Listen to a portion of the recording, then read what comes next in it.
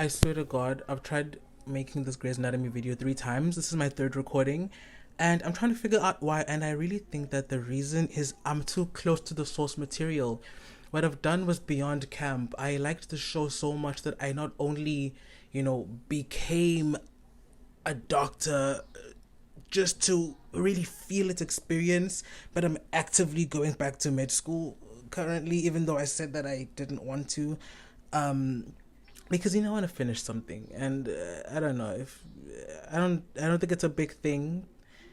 I think a lot of people are in situations that I don't really like in mid school, and I'm in my tough it up era. I think some time away, I at least have enough energy to try. So yeah, I'm going back to med school. And when I originally wanted to make this video, I wanted to make it as like I'm done with medicine, losers. You enjoy your you enjoy your trauma every single day. You enjoy being overworked, losers. Obviously, I can't make that now because I am said loser. But I'm just like, you know what? I don't even care anymore. I just want to make this content. I want to put this content out there because I love the show. I really, really do. And some may say I'm a super fan. Take some time to appreciate the fit. Oh, move, bitch.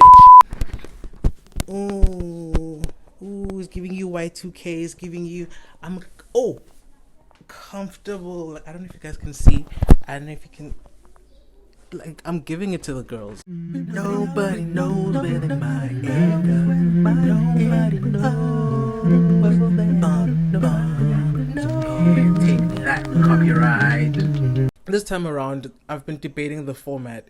The first time I wanted to make it a episode by episode analysis. That was a cute idea. I think that was very, it was fun for me, but at the same time, it would get too draining. Season 1 was only 9 episodes. There was no way I was going to be able to replicate those results for every single season when they're going to be 24 episodes per season. I had to look at longevity and really scale it back then. Then I shot another video and I wanted to do just like random moments that happened in the series. But then I thought about then I'm not really talking about this. What am I, a compilation page? Like, no offense to the compilation girlies. I want to add some substance to them, to the stuff I'm doing. Even if it's an opinion nobody wants. And now I'm settling on this. I think I'm just going to talk about the characters. I think I'm going to talk about the notable characters, and the ones that don't make the list, it's okay.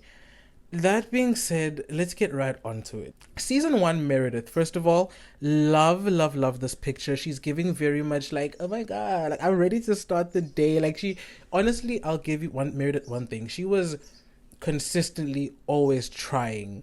Like, there were times when she'd be tired. She would haven't slept for hours, and she was squeezing hearts, and she was like, oh my God, I have heart surgery in the morning. I have to go do this with my mom, and this. Like, she was always constantly trying to show up to work still and be good at it.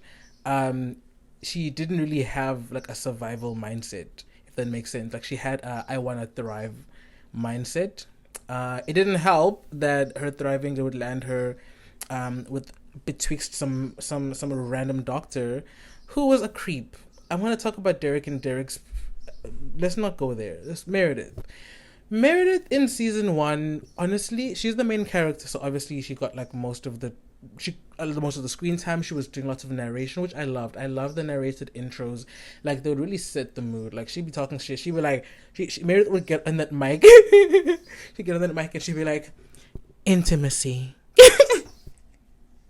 When does the line between colleague? She would spit bars, and the episode would just be starting, and I'd be like, "Oh, we know we're in it today." We know, mama. So I give her a lot of props. I think her presence in season 1 was really fun. It really was Grey's Anatomy. I was really thrown into her world. That being said, she was there's a cute bird. Oh, it's gone. It hates me. Wow. I think that because she was the only person who had a story arc outside of hospital that we saw, really, that it added so much more pressure, unnecessary pressure, I want to say. Yeah, that's my point. I think that the interns were already all going through a lot. I don't think that Meredith's mom, to be honest, had to be that big part of the story in season one. Actually, in a lot of the seasons, I honestly think that Meredith, the show is good enough at placing these interns in such unimaginable situations that like it was really okay. She was let me give you the very first day of hospital. She's already slept with her boss. So like it's like, why are you going to add mommy issues on top of that? Like already she's good. It's okay.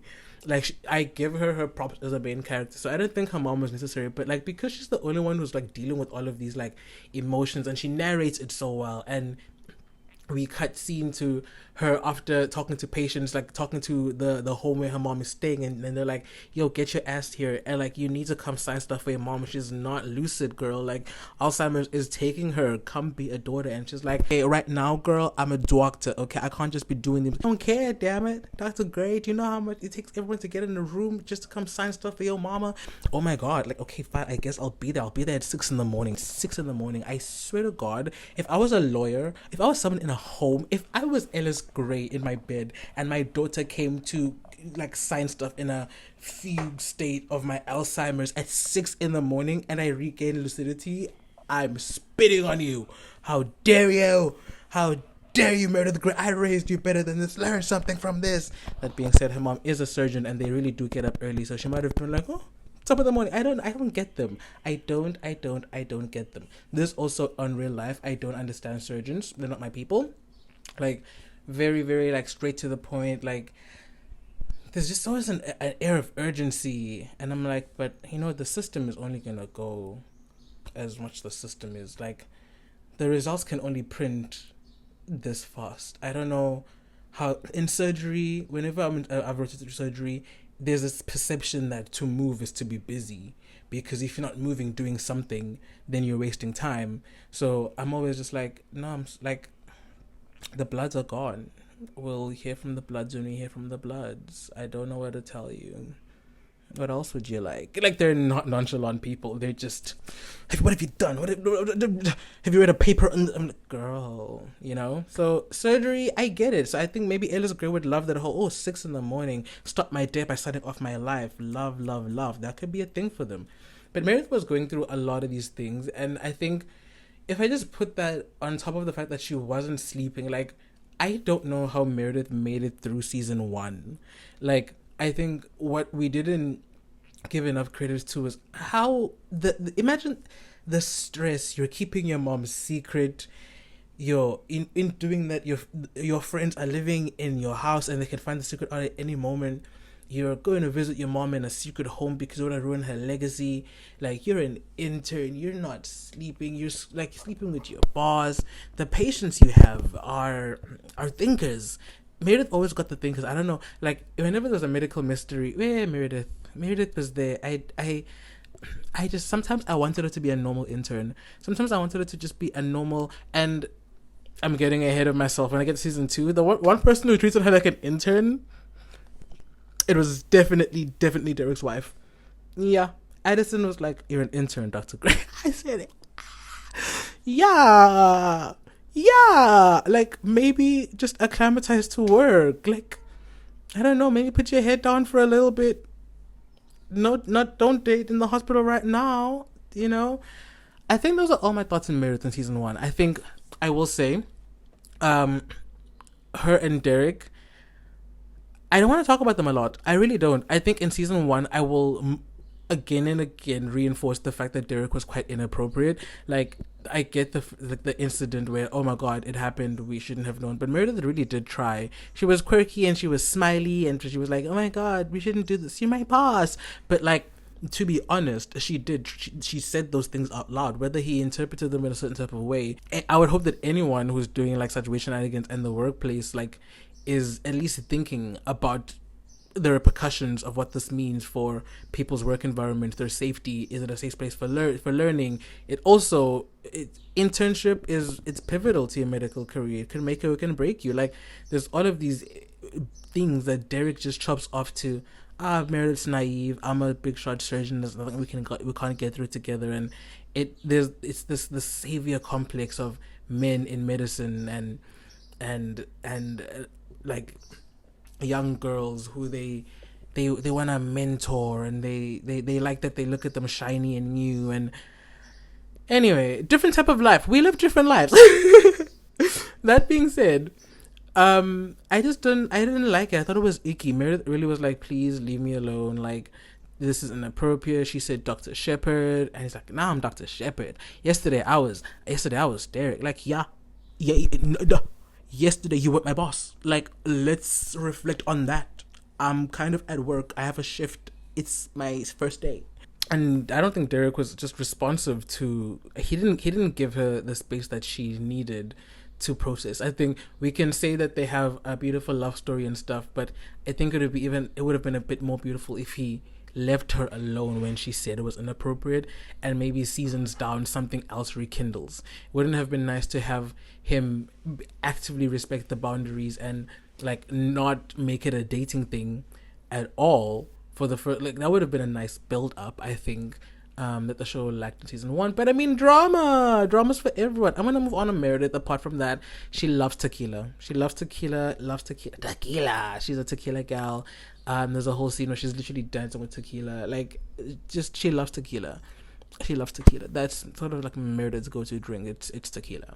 I think season 1, she kept it low-key. She got a bit inappropriate with the patients. There's one particular patient that had nails stuck in his head, and it was Derek's patient, and she was like sort of persuading the guy had nails stuck in his head because he had a tumor, and the tumor was affecting his like stabilization and like function. So he fell over. He was a bit dizzy, fell over, and then he got nails in his head. The issue was like, do we cut off his tumor? It's close to his personality traits. Like, we don't know who it will be. And Meredith was like, don't you think like just having a few good years would be good enough?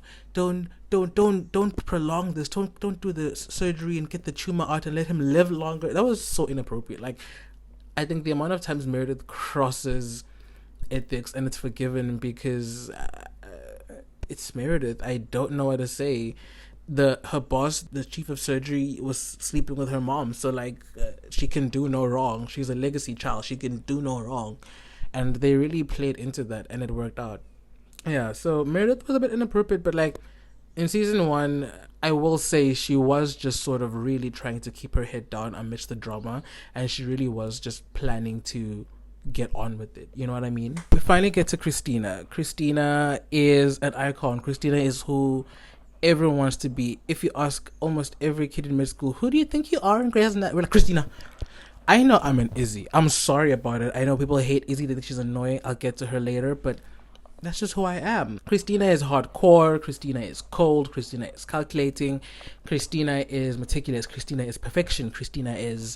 She is type A to the core. And like, we know this. She's in the first episode, she's so bored by just the monotony of internship that she's suturing bananas. Like, she's just so much better than you know what I mean? Like, that's a storyline I can all get behind. Honestly, I'd forgive Christina's rights, but I forgive her wrongs even more. One particular wrong that I don't think we give her enough a bit of a slap on the wrist for was when she basically called Meredith a whore. Like, she literally was like, I don't get picked for surgeries because I slept with my boss. And then in later seasons, we literally find out that she has been in relationships with lecturers before. And even in season 1, she falls in love with Burke. Like, I'm just saying, why would you go so hard for Meredith when you exhibit similar behavior? I don't care about it, but why would you go so hard on a fellow woman? I don't know. I found that out of pocket, but I mean, I guess their friendship like reconciles, and that was cute. They had the best friendship ever on screen, I would say. Like, there's something about that trauma bonding that is till this day in med schools idyllic. The cultural impact can never be oversold. Like, they were doing great things. Christina in season 1, I think, played her part very well. Like, Sandra Oh was very, very talented. I think Christina would have thrived in a hospital when they gave them things like they would have thrived in South Africa. I think Christina was bored. Like I'm gonna say this a lot. Like I think she was really really bored. Like she wanted to be doing so much. She wanted to be so hands on, and that's a great trait to have. But unfortunately, I think in America everything is like private, so it's not like they're actively like overworked. I don't know why they do those long hours. I also guess in America everyone can afford insurance, but also not everyone can. So why are the interns doing such long hours when I don't know the American landscape like that. But what I will say is I think if she was in a place that was just more hands-on, more like you're doing this, you scrub in, like an ER, any ER in South Africa, put her there, she would have throve. But I think season 1 she was just pretty annoying. I think she was very annoying because she felt very, very entitled. She felt very, very like I know better than everyone. The few times that I really enjoy her as a character is when she's actually being all these things, but at the same time when it always sort of like bites her in the booty, like I think with her they do this thing where they try to teach positive lessons. They're like, now you did that, let's think about the repercussions of all of that. Like I feel like with everyone really indulged Christina's fantasy in terms of being cutthroat, but they approached how they taught her these lessons through I think less traumatic means than they would seek to do for Izzy. I think when we get to Izzy you'll see that Izzy was basically bullied. I will say season 1 Christina was good. I enjoyed her as a character. She was in each scene she did what she had to do. But I don't think it was the season where I was fully like, yes, Christina Yang. No. Let's move on. Hi, I'm editing the video right now, but I forgot to mention that in season 1, Christina finds out that she's literally pregnant. I would die. I would literally die. I would go to Burke and I'd shoot him in his literal head because why are you literally breeding me? Let's talk about that. But I will also say that when she finds out that she's pregnant, it's like she's very much like, we gotta deal with this right away. I think that's very, very Christina. The pregnancy will sort of make a resurgence in season 2 in that iconic somebody sedate me scene. But for now, that's just something I forgot to mention. She is going through an arc where she's pregnant and she hates it, and she's not really dealing well with the patients who are pregnant because she's like, I hate it here. George OMalley. George was kind of boring. In so many ways. George's boring.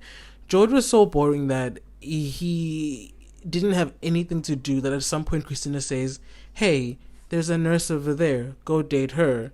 And he's like, you know what, that's a great idea. He knew nothing about her prior. Christina just said, that's a colleague we work with and let's just go. And he did it. Like, George was lost. They referred to him as Bambi. He also gets referred to as 007. I think very, very good names for the people to have. It's so canon. It's referenced. It's a mothering, in fact, how he's known by any other name, by Dr. George OMalley. In this season, he pines for Meredith. He pines for her. And he pines for her in a pining type of way. Every character had it. Like, literally everyone is like, dude, ask her out. Like, at this point, they're weeks into work. He's taking bloods, looking at Meredith. He's telling patients about Meredith. Like, it was getting weird. Like, it was getting weird. I don't like that they did that thing where in episode 1 they... I reference episode 1 a lot because it's like episode 1 happened, it was the setup, and everything else were just like goofy shenanigans with little side stories apart from the chunkier Derek and Meredith. I feel like everyone else didn't really have much to do. I think there were so many times where we really could have just explored. Like, there's one episode where Izzy's boyfriend comes to town, and in that whole episode I think there's more screen time on everyone talking about how she would rather be in hospital than be like with her boyfriend. And I'm just like, okay, but I know nothing about this person. Like, they weren't building him up. So in my head I was like, I don't think he's gonna be a recurring like, I've never been so a part of he's just here for this. This is such a side story. We didn't even need a reason for Izzy to have a relationship with someone outside. I think it's supposed to represent the amount of people who have long distance when they go to med school, and thus internship. But I would assume when you've stayed with someone through med school, it becomes a little bit. There's a lot more weighing on being with them through internship, if that makes sense. That's just how I would assume it. But I don't know, that guy really came in and he was like, I see you're busy with your friends. I guess this is it. You don't really make effort for me. Bye. And I was like, okay, like, you didn't have to come all the way to break. I feel like they both knew that this weekend was a breakup. Like, and I felt very privy to that for me. I was like, why is this going on? Why are y'all going to turn this into a party? Yeah. But that being said, the party was fire. Like, I think they could have just wanted to throw a party to get to know interns. I think Izzy is capable of doing that. I don't get why the boyfriend had to be in it. Again, I'm talking about George. Guys, George was so boring. George was so boring. I really don't remember anything about him in any of the seasons. I think George was there's one particular time where I think George really shows some sort of like determination in anything, was when they cahooted to get a liver for a patient that the chief wanted, which also the chief sort of getting his patients, like his friends, VIP stuff. I'll get to him. Scummy man. I see George, guys. I think George was boring. I don't think George did much, but I will say there's the scene where he's trying to get like a liver for the patient and sort of connives, and he's sort of like part of the group sort of like tee we're just a ragtag group of interns getting together. I think he also has a nice moment with Meredith where they're existential about what's really going on in terms of how exhausted they are. But that happened in episode 1. I'm like, episode 1 was a really, really good starter, whereas the rest of the season was, I think, sort of just trying to reignite that episode 1 magic, which it did. It really did. It was good. Moving on from George, weird man who pined for Meredith inappropriately, even when she had a boyfriend. Now we're going to talk about Izzy Stevens, guys. Izzy Stevens is my favorite character. I would do anything for this girl. Let me tell you, I think she was bullied. That's where I want to start. I want to start this off by saying I think they bullied Izzy Stevens, and from the get-go, Bailey did that long rant that started with, don't bother sucking up, I already hate you. Izzy said hi. Izzy said, hello, my name is Isabella Stevens, and that was the introduction. And because of that, Dr. Bailey put her on rectal exams the whole day. That's bullying, because why do you determine that I'm the one who has to learn that lesson? I don't think Bailey particularly cared who it was. She was just in the firing zone because she was nice. And I don't like that. There's constant undertone of like Izzy needing to be taught lessons through like harsh circumstances. In season 2, there's a whole episode where Addison sort of orchestrates Izzy taking care of these like neonates, like these newborns overnight. There's like 5 of them. Izzy's the only intern taking care of these kids the whole night, and they're all in bad shape. They're all like they're all on breathing machines. They were not doing well. And Addison is just like, I had to teach her a lesson. I'm like, what was the lesson? The lesson is you bullied this girl, and when Izzy was calling for help, they didn't like help her. As their seniors, they knew that these kids were gonna circle the drain, and they didn't tell her that, so they just let her try her best, frantically try to call them. It was crazy. And in season 1, I think I see why they necessarily needed to do that, because season 1 really starts the arc of her heart being in the right place, but her doing such really, really wrong things. Again, everyone bullied her. I remember Alex put up her pictures in the hospital because she was a model. That's bullying. Imagine your colleague literally printing your pictures. Even if they were good pictures because she's a literal model, but like just the effort, the why am I occupying so much time in your brain as a colleague of mine that you would go seek out my picture, print it out, find flipping press stick in a hospital. Where do you find tape in a hospital? Where? I don't know what they be doing there in private American hospitals or on the sets, or if that's just I can barely find a pen in a hospital. I don't know where I'd even begin. But just constantly being bullied by everyone around her, and it's okay because Izzy's, sorry if that was annoying anyone, I'm gonna stop that. It's okay if Izzy's going through things. It's he has to learn these lessons that the world is a harsh place, and that not everyone wants the same things as her, but they're gonna, use her to perpetuate narratives and all of these things. And I'm just like, I think Izzy would have benefited if everyone's just a little bit more nice to her. I think she really, really put out nice energy in the universe, and I don't think anyone was ever ready to receive it.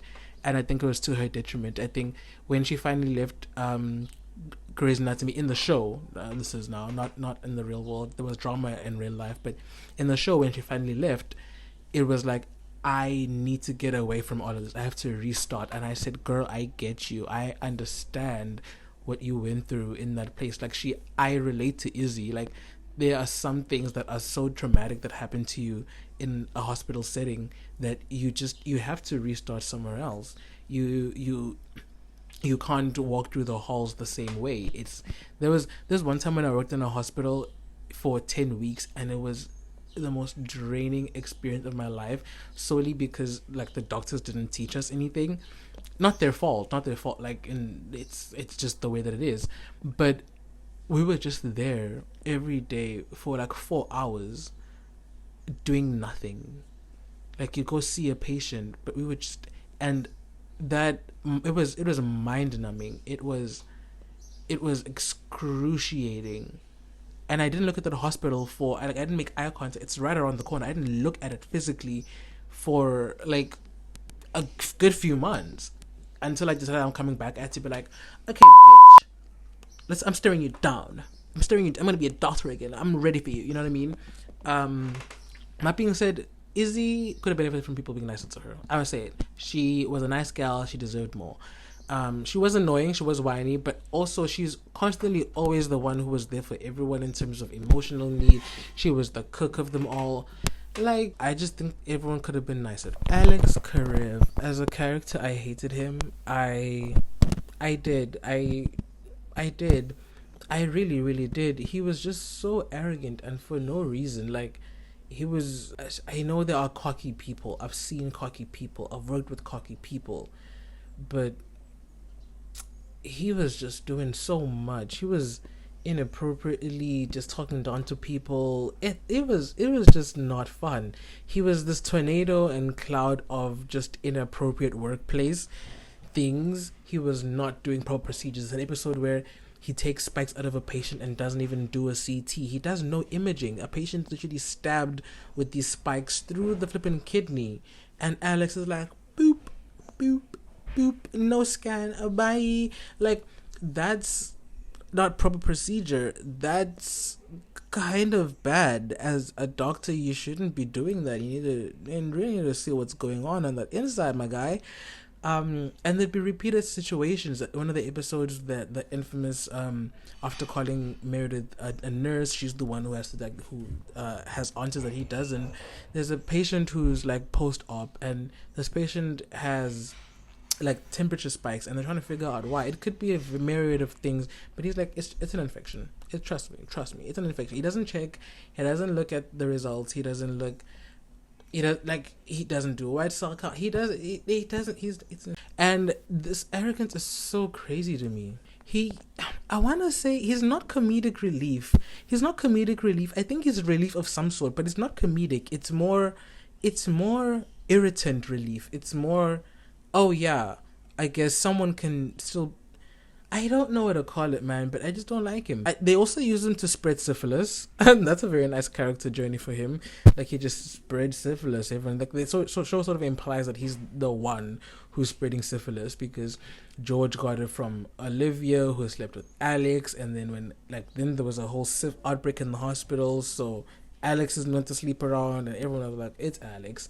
Alex gave us syphilis. And I'm just like, he didn't even learn, that would have been a fun thing to get to know from him if we had gotten his perspective of how the syphilis spread, on like sort of being known as a workplace sexual pariah.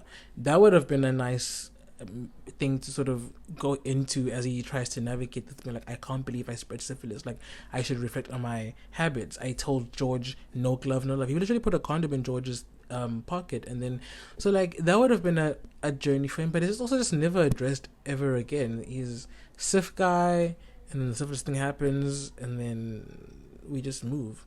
It also perpetuates Christina and Burke sort of solidifying that they're monogamous, they're mutually exclusive to each other, I guess. But like Alex was just, I hate, and the fact that he lasted so long, I don't know. I just don't know. I never rooted for him. I never understood him. He was never for me. Okay, I'm done with the interns. Those were the interns, the main people.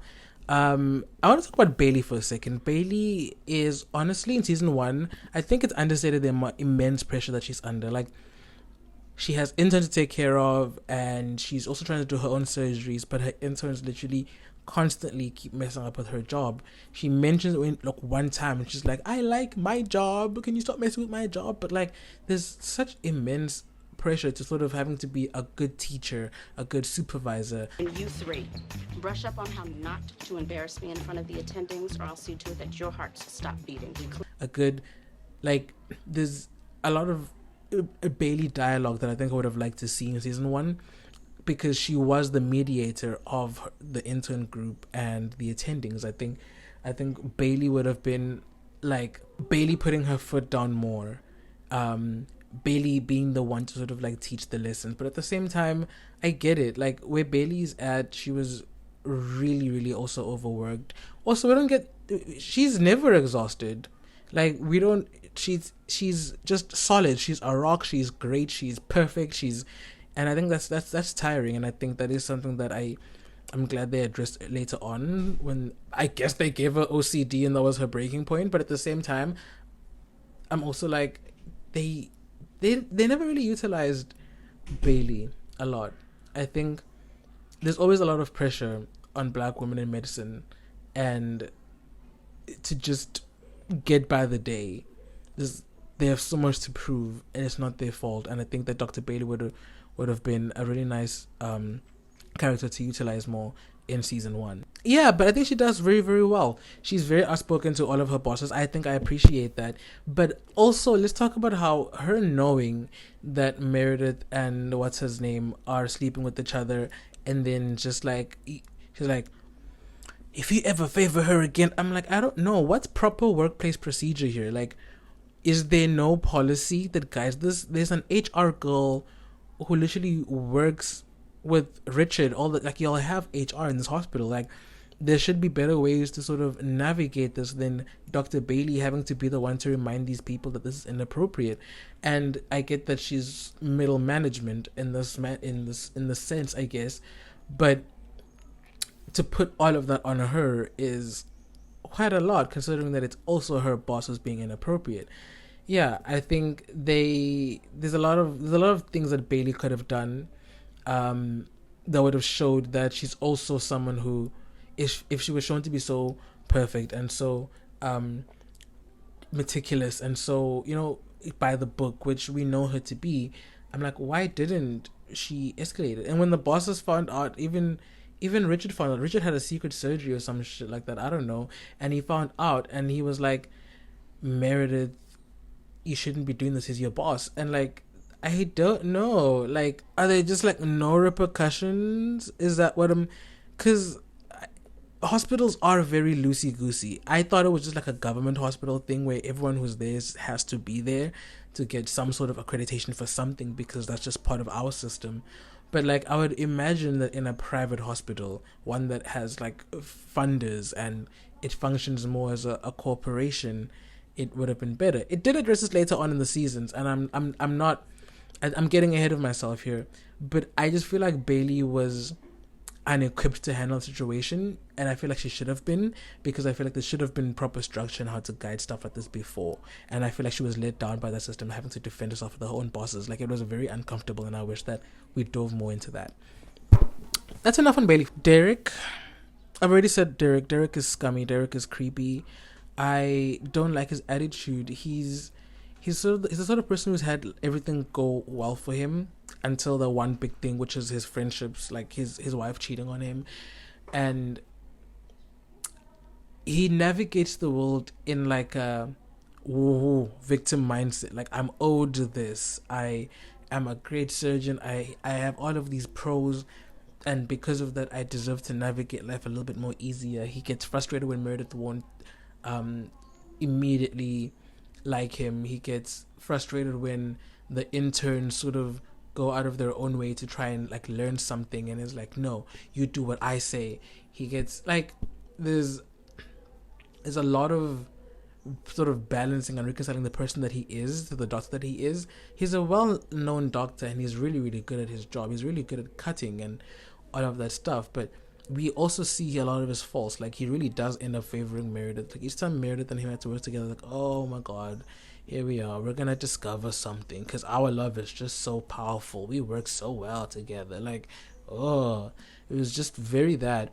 But I hated him. Also, there's a particular scene, episode, yeah, where Meredith is trying to get to know him more, and she recognizes that she knows nothing about him. Like, he hasn't done the work that he said he was going to do. He was like, let me get to know you, let me take you out, let me do all these things. We never see them go on a date. He's literally sleeping over at her house. He's eating her cereal. He's a specialist. He earns specialist money. She's on an intern salary, which in America I don't think is that much. So, like, why was he being so dodge? Like, why wasn't he fine dining her?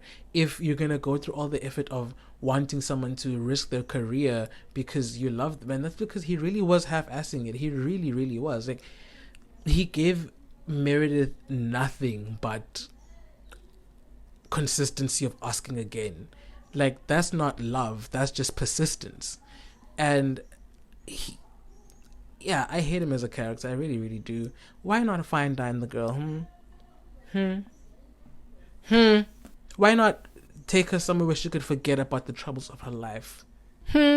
Men. Just bottom of the barrel. Next we have Preston Burke. I think Preston Burke was someone that I felt represented.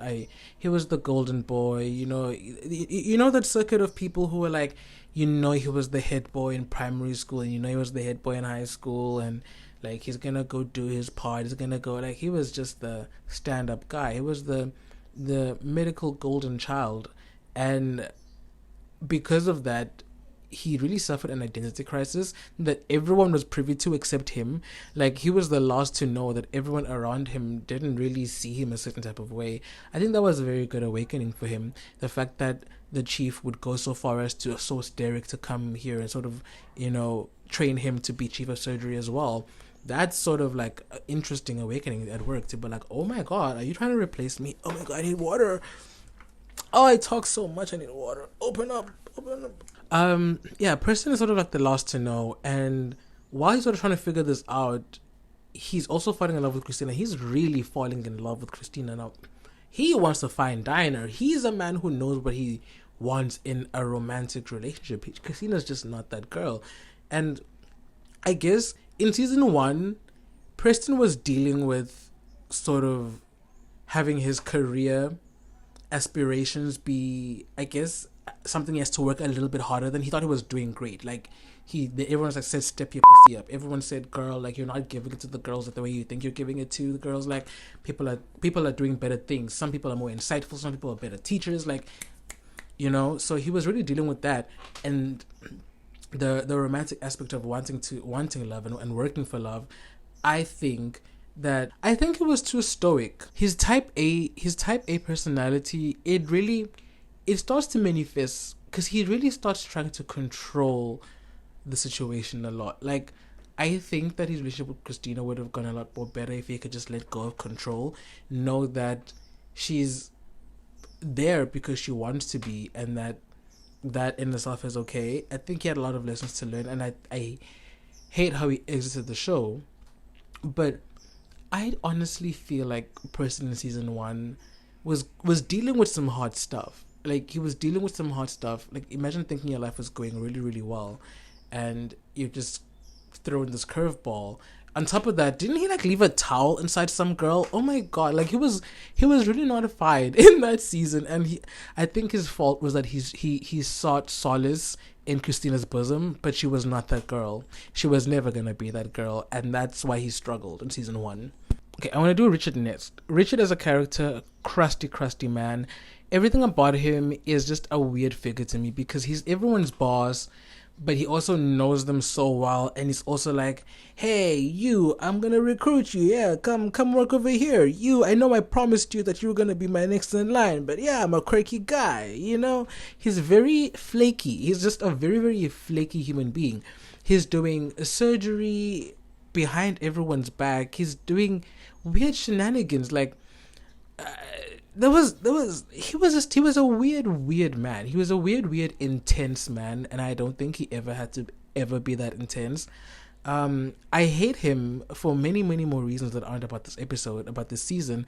But in season 1, when he starts off that whole looking at Meredith as a daughter thing, I hate that relationship. I really hate it, because later on we find out in the series that he dated the mom, and basically left her, and in such a bad way that it resulted in her trying to S-word herself, and Meredith was a child, and Meredith hadn't reconciled all of these feelings for all of these years, and it's just, oh, that guy who was the reason. And I'm not saying he was the reason, but I will say that to a kid's mind, all of that night, there's a heavy trauma associated with that night.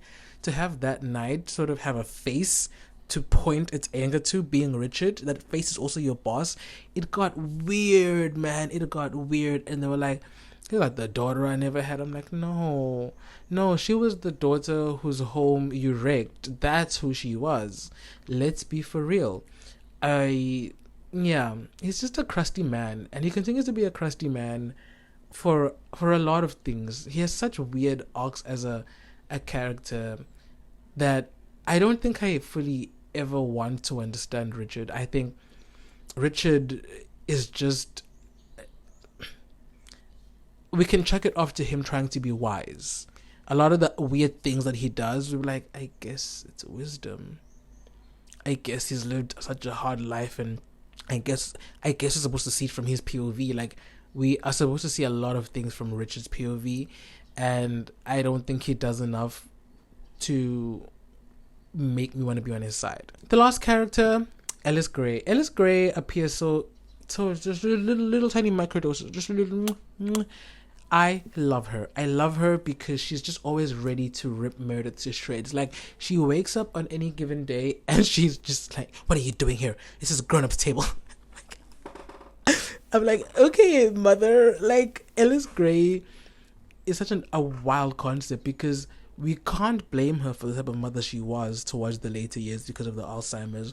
We're also told that we're not supposed to blame her for the terrible mother she was, because she was so good at her job and she was like contributing, and Meredith had to, learn how to. Basically, Meredith was doing homework in all these surgical operating theater view thingies. Like, she was a hospital baby, and we're just, because her mom contributed great stuff, we're just supposed to let it slide.